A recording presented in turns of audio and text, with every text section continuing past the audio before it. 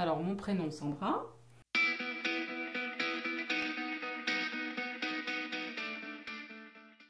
Donc, je me décrirais comme une personne très humaine, à l'écoute, qui aime le relationnel, très attachée à l'aspect relationnel, à la relation avec les autres. Après, une personne sensible, me décrire comme une personne proche de mes enfants, donc avec l'aspect maman qui a été très présent, qu'il est encore. Et puis, je dirais une personne aimante dans l'ensemble. Voilà, j'aime les gens et on me le rend bien aussi. On me le rend bien. Ouais, ouais. Qu'est-ce que je pourrais dire de moi?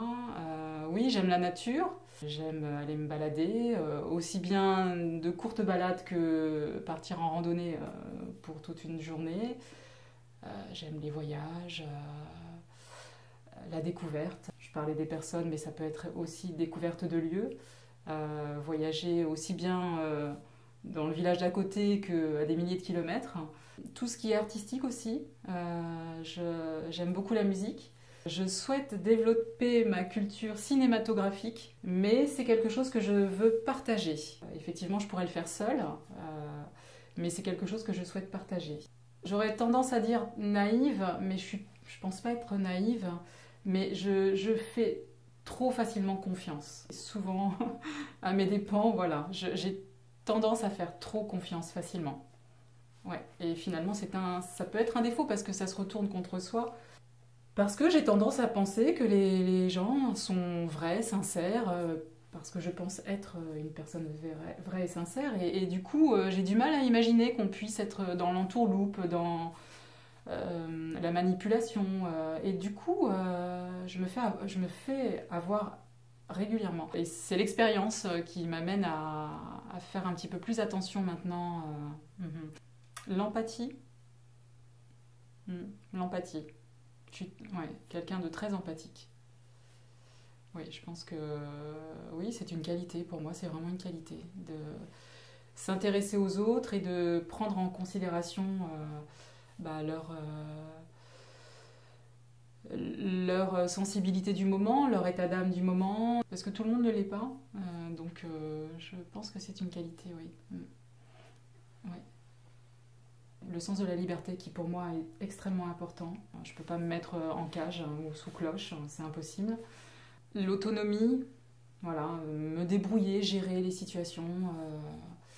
Je ne suis pas une personne extravertie, je suis plutôt une personne plutôt sur la réserve quand même. Même si j'ai cet aspect relationnel, je suis quand même aussi quelqu'un d'assez réservé. Mais j'étais timide, plus introvertie. En plus d'être réservée, et le métier que je pratique m'a permis, le fait d'être au contact de pas mal de monde, aussi bien collègues de travail que clients, m'a permis de gagner en confiance. Parce que lorsque l'on maîtrise aussi ce que l'on fait, on est assez sûr de soi dans ce que l'on fait. Et tout ça, au fur et à mesure du temps qui passe, ça donne confiance en soi, de voir qu'on est apprécié, considéré. Parce que je suis quelqu'un aussi, je pense, de positive. Je suis assez contente de ce que j'ai réalisé et des difficultés que j'ai eues et que j'ai réussi à surmonter. Et ça aussi, ça me donne confiance en moi. Parce que quelque part, je me le dois vraiment à moi. Mais pour moi, c'est quand même une grosse qualité que de pouvoir s'adapter. Parce que ça veut dire que déjà, on est ouvert.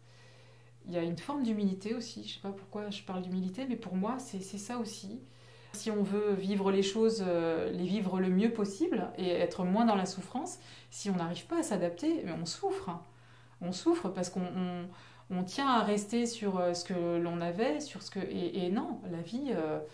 Alors ça, mais ça, je le sais depuis toujours, que la vie est faite de rebondissements et que rien n'est acquis, qu'il faut toujours pouvoir s'adapter.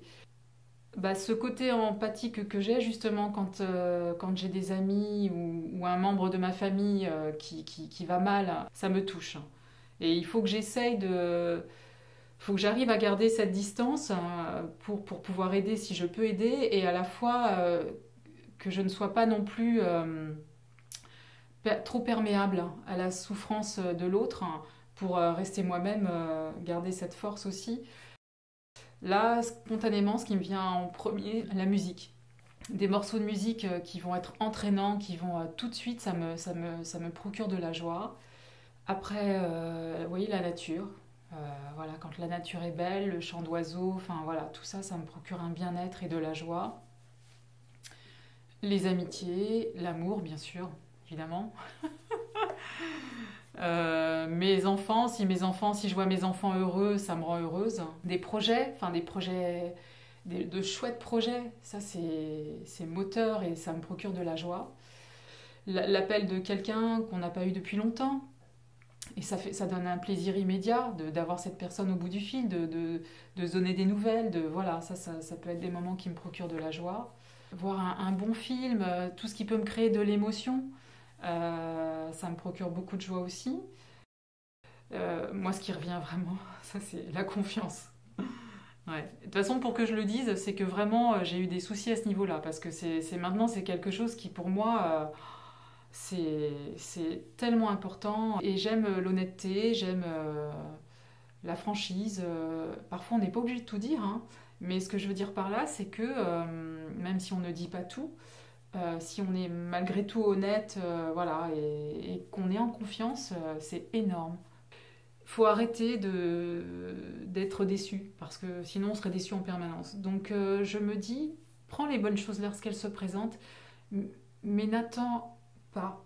Et bah, quelque part, je me sens aussi beaucoup mieux maintenant que j'attends moins. J'ai la pêche. Ouais, ça,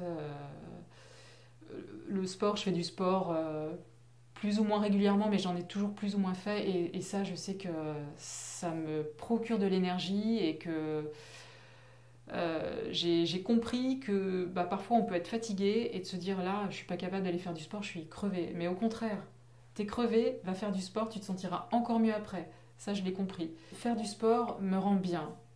Et je suis bien si je fais du sport. Voilà. Et ensuite, ça renforce le mental aussi. Je suis quelqu'un qui a de la volonté. Ça on peut pas me l'enlever. J'ai vraiment de la volonté. Surmonter les difficultés. Ouais, ça, c'est une force mentale que j'ai. Faire face. Ouais. Je me lève le matin et je me dis, bon, comment me faire du bien, voilà, et ça c'est important aussi. Donc bah, ça peut être commencer par un bon petit café, la musique aussi, parce que ça vraiment ça me met la pêche, aller marcher, être au contact de la nature, de ses amis aussi. J'arrive à faire que mes journées soient sympas. Ça n'a pas toujours été le cas, mais ça c'est parce que je suis aussi bien avec moi-même.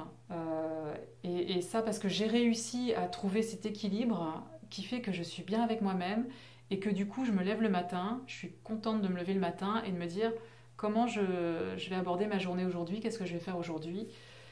Et on est dans cet état-là quand on est bien. J'ai l'impression de mener un combat en permanence.